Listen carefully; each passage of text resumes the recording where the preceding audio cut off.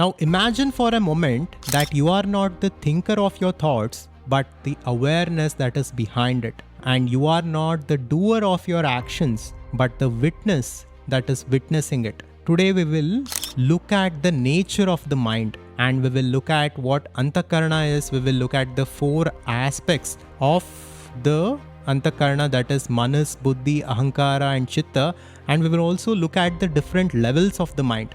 So this is a masterclass on mind, and basically through this video we will understand how we can control our mind and through this control our life. Because like Sri Krishna said, if we take control of our mind, we take control of our life itself. The Adhvaitha channel is about consciousness and conscious creation. Here we explore Vedanta and various other ancient teachings from India to understand the nature of reality and to consciously create our lives. For millennia, seekers and philosophers have tried to understand the nature of reality, about the nature of self, by asking questions like, who am I, what is this reality, what is God, etc. And each religion and each philosophy has its own worldview in explaining these things. Today we will look at the ancient Vedanta, one of the most sophisticated philosophies that there is, and how it explains the nature of mind, the nature of self and the nature of ego, and through this we will understand the nature of reality itself. Now in part 1, we will understand the 4 aspects of the mind. The mind, or antakarana, is the inner instrument as explained in Vedanta. And this inner instrument that each of us are, or each of us have, has 4 aspects to it. There is manas, buddhi, ahankara and chitta. Manas is memory. Buddhi is intellect. Ahankara is ego or identity. And chitta is awareness or reflected consciousness. So basically, as per Vedanta, there is one infinite consciousness, and it is the fundamental aspect of reality. In fact, as per Vedanta, the entire universe is an appearance in this consciousness and is this consciousness at the fundamental level. So this consciousness channels through the antakarana and it gives it a life. It illumines it, and through the memory this antakarana carries, through the identity that it carries, and through the intellect, this consciousness manifests as a person, and it in turn creates or projects a personal reality for that person. So manas is memory. Each of us carry tremendous amount of memory. There is genetic memory because of our ancestors, because of our parents. There is evolutionary memory because of the evolutionary process. And then there is karma, which is the memory that we have gathered because of our past lives. And like this, there are different aspects of memory. So all of this come under memory or manas. Then there is buddhi. Buddhi is intellect. Buddhi is the instrument that each of us have, which can discriminate between things, which can discriminate between right and wrong. So you thought about whether to watch this video or not, and then you decided to click it. That is your intellect at play. Although we use this unconsciously, this can be a powerful tool if we become conscious. And then there is ahankara or ego or identity. Whatever you do, you claim that you have done this. Right now you are watching this video, and after you watched this video, you will say, I watched this video. So that claiming is the work of the ego or the identity. Each of us do this. This is natural to us. This is because of evolution. We have assumed to be this body and mind, and we have assumed to be this personality that we are. And then there is awareness or reflected consciousness, that is chitta. This is the channeled consciousness, like I explained before. So these 4 are the aspects of the mind. With this, let us come to the second part, and from here we will look at Arjuna's journey in the battlefield of Kurukshetra, and we will understand how Krishna helped him overcome his doubts and his fear to understand the nature of reality and to perform his duties in the right way. So, part 2 is about the surface level of the mind. Now, imagine Arjuna in the battlefield, confused, angry, sad, desperate, and coming to Krishna for help. His mind is filled with doubts and fears, and he is fully associated with ego, with his own self identity, and he's not thinking about reality in a holistic way from a bigger perspective. So, this is the surface level of the mind, and this is unconscious being. Most of the humanity is like this, most of us are like this. We go through our lives being unconscious. We do many things in this world, but we do not truly understand why we do things and why we perform certain actions. There is societal conditioning, there is parental conditioning, there is karmic conditioning. There are different factors that are controlling our lives unconsciously. So, all of us go through this. All of us go through doubt and fear. All of this happens because we do not understand the essence of reality. We do not understand that we have unconsciously identified our awareness with the ego, which is our personality, which is this body mind complex, and we have simply forgot who we truly are in essence. The mind is a powerful instrument, and the nature of our mind determines the nature of our life. So, the kind of mind that we have, the content that we have within the mind determines the content and the quality of our life. Now, the major aspect of mind is memory, and the nature of consciousness or awareness is such that it illumines things, it illumines memory. As the Upanishads say, consciousness is that which gives existence to everything. So, whatever memory we consciously or unconsciously hold within our mind, that infinite consciousness, that is the source of creation that is within us, simply illumines that memory and manifests it in the external world.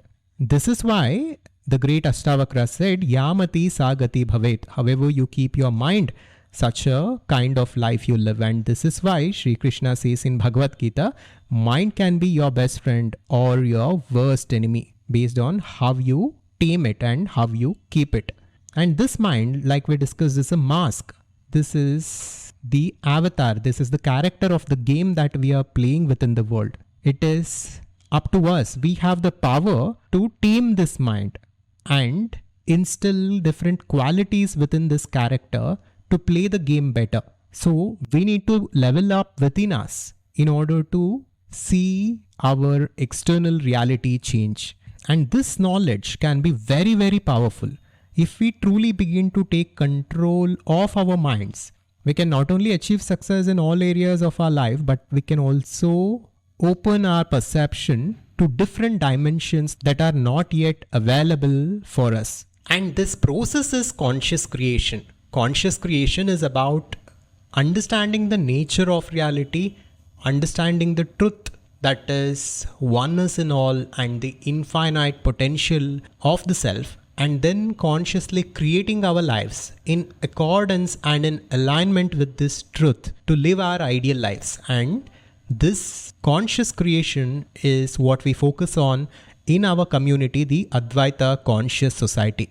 Now, let's come to part 3. Here, let us understand the deeper levels of the mind. Some call this subconscious mind. Arjuna, as he begins to listen to Sri Krishna, he goes deeper and deeper within himself. As Sri Krishna begins to reveal the truth of Bhagavad Gita to Arjuna, and as Arjuna begins to listen to this truth, slowly Arjuna contemplates on this and he begins to go deeper and deeper within himself. His deep-seated assumptions, unconscious conditioning, belief systems, samskaras, vrittis, vasanas, etc. slowly becomes evident to Arjuna.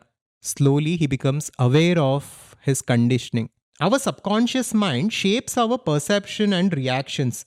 It is the lens through which we interpret this world, but even this is not our true self. It is simply a collection of impressions gathered over time.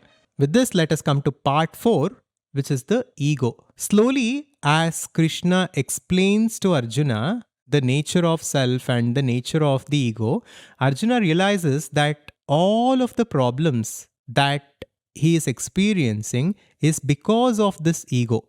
It is because of his identification with this fictional character called Arjuna. He begins to realize that there is something beyond the ego, but the ego is stopping him to realize that, and this ego is the cause of his fear and sorrow and suffering and all the worry that he was going through. At the core of Arjuna's dilemma is his sense of I, his identity as a warrior, a prince, a friend. This is the ego, the center around which our entire psychological structure revolves. The ego is what we generally refer to as I, as me, right? Whenever we do something, we say that I did it.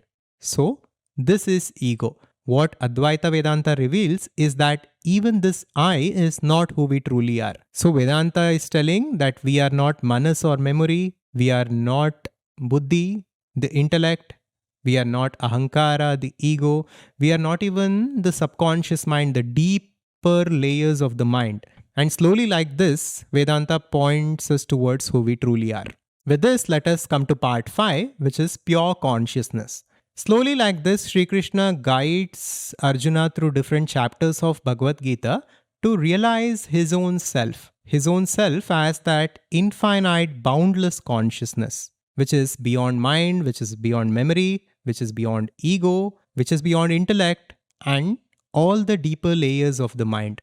When Arjuna begins to see himself like this, all his doubts, all his fears slowly vanishes, because once he begins to see reality from the highest perspective, the way it truly is, what he needs to do at that moment becomes obvious to him.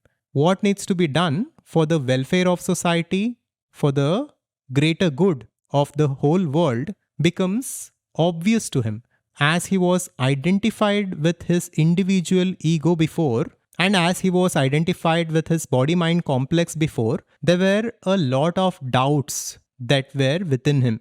This is because he didn't have the higher perspective on reality. He was looking at reality from a very narrow perspective. But once his perspective expanded, once his vision expanded, what he needs to do at that moment became obvious to him. Beyond thought, beyond emotion, beyond even the sense of I, there is a silent, unchanging witness.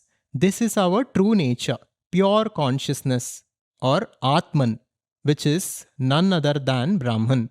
Now let's come to the final part, that is part 6, which is transcending the ego. Now imagine that you are Arjuna and you have gone through different layers of your mind, realizing that you are none of these layers or aspects of the mind. And slowly you are now at the edge of realization. You are at the point of realization. And suddenly here something shifts and you realize there is no you separate from what you are experiencing. The observer and the observed merge into one reality. The boundaries of your being dissolve and you recognize that you are not in the world, but the world is in you, a manifestation within consciousness. So this was the experience of Arjuna as he was in the battlefield of Kurukshetra. All Krishna did was to reveal to him the truth of reality, the truth of who he truly was. Once he understood who he truly was, dharma became obvious to him. What he had to do became obvious to him. This will happen for each and every one of us as we begin to understand who we truly are. When we identify ourselves with this tiny ego and this tiny body-mind complex, our life will be filled with doubts and worries and stress and scarcity. Once we expand our identification and once we realize that we are that boundless awareness, what we need to do in this world and how we need to live our lives becomes naturally obvious to us and it becomes available to us. Our dharma, our purpose, everything becomes available to us. and our life will become a beautiful journey. If you want to pursue Vedanta and this truth further, then you must understand conscious creation. Conscious creation is about understanding the truth of Vedanta and creating our life consciously in alignment with this truth. If you want to understand more, then check out this free masterclass on conscious creation. And next, you can check out this video that we had made on the question of who created God, where we go deeper into the explanation of God as per Vedanta. Thank you, and I will see you in the next one. Subscribe to Adhvaitha to wake up. Shivoham.